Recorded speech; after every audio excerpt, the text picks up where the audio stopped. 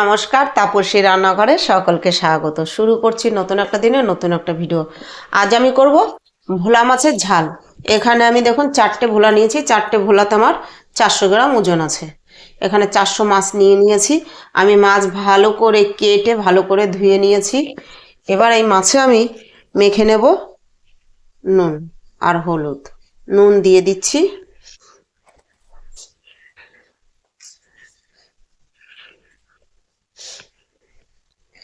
আর দিচ্ছি হলুদ।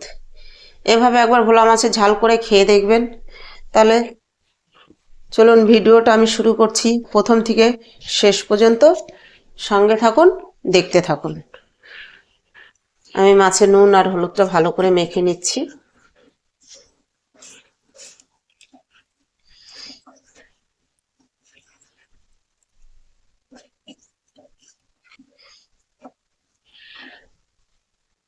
দেখুন মাছে নুন হলুদ আমি মেখে নিয়েছি।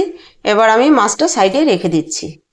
এখানে একটা মিক্সির জার নিয়েছি আমি। এখানে 4 চা চামচ কালো সর্ষে দিয়ে দিচ্ছি, আর দিচ্ছি 1 চা চামচ গোটা জিরে, আর দেখুন 6 থেকে 7 কোয়া রসুন, 6 থেকে 7টা কাঁচা লঙ্কা দিচ্ছি, সামান্য পরিমাণ নুন,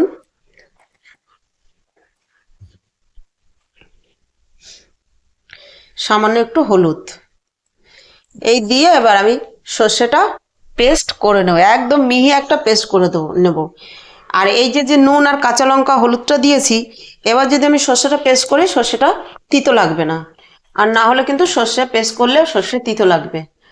তার জন্য আমি সর্ষে পেস্টের সময় সবসময় নুন আর একটু হলুদ ব্যবহার করি। তাহলে চলুন আমি মিক্সিতে এটা পেস্ট করে নিই।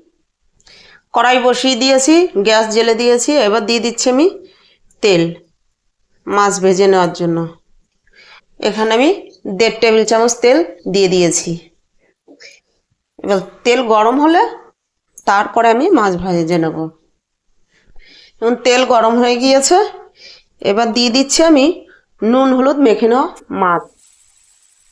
তবে আমাকে মাছ কিন্তু দুবারে ভাজতে হবে, একবারে আমি 4টে মাছ ভাজতে পারবো না। মাছ দিয়ে দিয়েছি।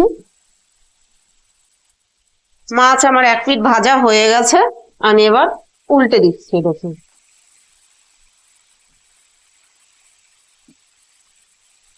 পরের পিঠটাও ঠিক এরকমই লাল করে আমি ভেজে নেব। এই রান্নাটা যত সহজ, যতটা ইজি, খেতে কিন্তু হয় তার থেকেও সুস্বাদু, দারুণ টেস্টি হয় এভাবে ভোলা মাছের ঝাল করলে।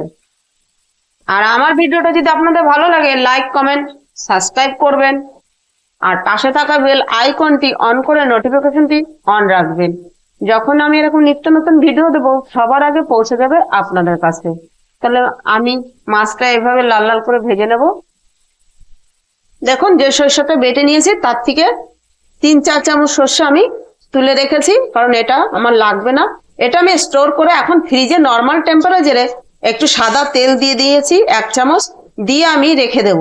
এবার আমার যখন প্রয়োজন হবে এই সর্ষে বাটাটা আবার অন্য কোনো রান্নায়, তখন আমি ব্যবহার করব। আপনারাও এইভাবে সর্ষে বেটে একটু সাদা তেল দিয়ে ভালো করে মিশিয়ে নিয়ে ফ্রিজে নর্মাল টেম্পারেচারে স্টোর করে রাখতে পারেন। তাহলে কি হয়, তাড়াহুড়োর সময় এরকম থাকলে সঙ্গে সঙ্গে বের করেই যে কোনো কিছু রান্নাতে দেওয়া যায়। মাছ ভাজা আমার হয়ে গেছে। এবার আমি মাছ ভাজা তুলে নিচ্ছি।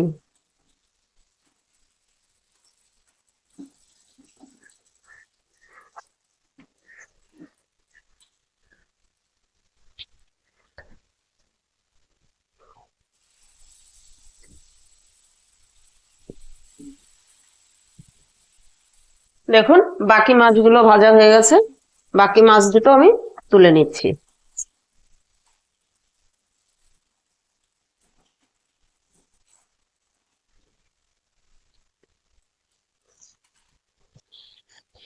এবারে এই তেলের মধ্যে আমি আর অল্প একটু তেল দিয়ে দেব,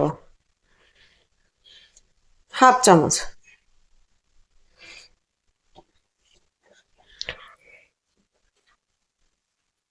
এই তেল, যে তেলটা দিলাম এই তেলে কাঁচা গন্ধটা চলে যাওয়া পর্যন্ত একটু গরম করে নেব। তেলের কাঁচা গন্ধটা চলে গিয়েছে। এবার ফোড়নে দিয়ে দিচ্ছি দেখুন হাফ চা চামচ গোটা জিরে। আপনারা আপনাদের পছন্দ মতন ফোড়নটা ব্যবহার করতে পারেন। আমার কাছে জিরেটা ভালো লাগে তাই আমি জিরেটা দিয়েছি।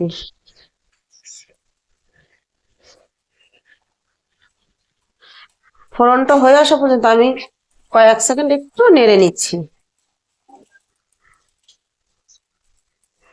ফোড়নটা আমার হয়ে আসছে, এবার দিয়ে দিচ্ছি বেটে রাখা সর্ষে।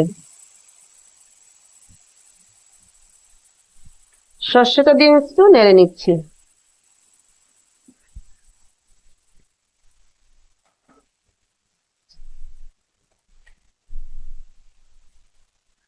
দিয়ে দিচ্ছি পরিমাণ মতো নুন।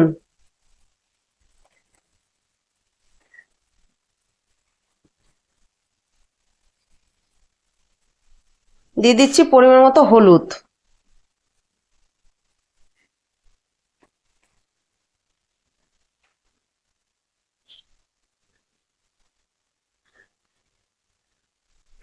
আর দিচ্ছি সামান্য একটু কাশ্মীরি লঙ্কার গুঁড়ো, একটু কালারের জন্য।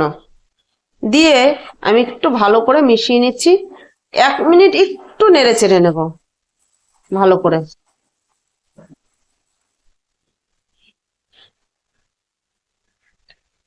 দেখুন আমি সবকিছু দিয়ে 1 মিনিটের মতো একটু নেড়ে নিয়েছি।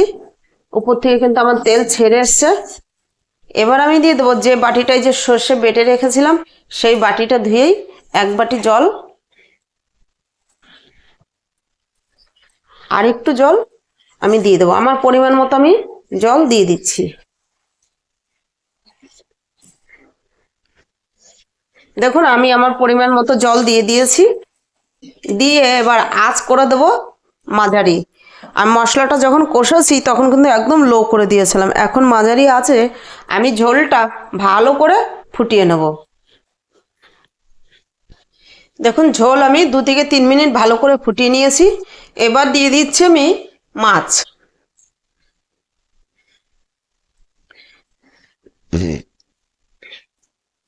মাছ দিয়ে আমি দিয়ে দেবো 4টে চেরা কাঁচা লঙ্কা।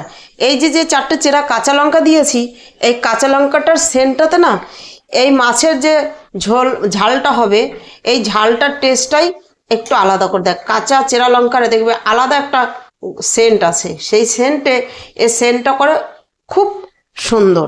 এবার আমি ঢাকা দিয়ে দেবো 2 মিনিটের জন্য। 2 মিনিট ঢাকা দিয়ে মাঝারি আঁচে আমি ফুটিয়ে নেব। ঢাকা তুলে আমি দেখে নিচ্ছি। ঢাকা দিয়ে আমি 2 মিনিট দেখুন ফুটিয়ে নিয়েছি।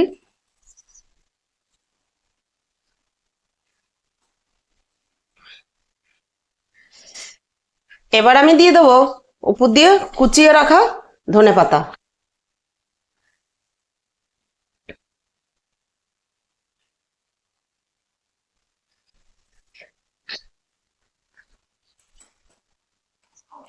এই ধনেপাতাটা দিয়ে আমি একটু মিশিয়ে নিচ্ছি। দেখুন ভোলা মাছের ঝালটা কি সুন্দর কালার এসছে, দেখতেও দারুণ হয়েছে, আর এটা খেতেও কিন্তু দারুণ লাগে। আর শীতের সিজনে ধনেপাতার আলাদা একটা সেন্ট, চেরা কাঁচা লঙ্কা দেওয়া আছে, সেন্টটাই খুব সুন্দর এসছে, আর খেতেও না খুব সুস্বাদু হয়। আপনারা একবার এভাবে বানিয়ে খেয়ে দেখবেন। আমি ধনেপাতাটা দিয়ে একটু ফুটিয়ে নিচ্ছি, ধনেপাতাটা একটু নরম হয়ে আসা পর্যন্ত।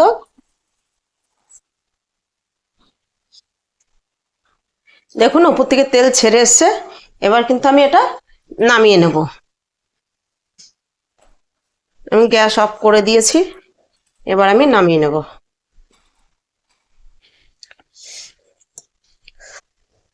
এভাবে আপনারাও একবার ট্রাই করবেন, আর করে খেয়ে আমাকে কমেন্ট করে জানাবেন যে টেস্টটা কিরকম হয়েছে। এখন দেখেই তো গরম গরম ভাতের সঙ্গে একদম যেন ভোলা মাছের এই ঝাল জমে যাবে। আর এই ভোলা মাছটা না খুব টেস্টি হবে। মাছ দেখেই কিন্তু বোঝা যায়। আমি যখন মাছটা ধুয়েছি আমি তখনই বুঝতে পেরেছি যে মাছটা খেতে খুব টেস্টি হবে, কারণ মাছটার গায়ে খুব সুন্দর তেল আছে। আর শীতের ভোলা তো খেতে খুব টেস্টি হয়।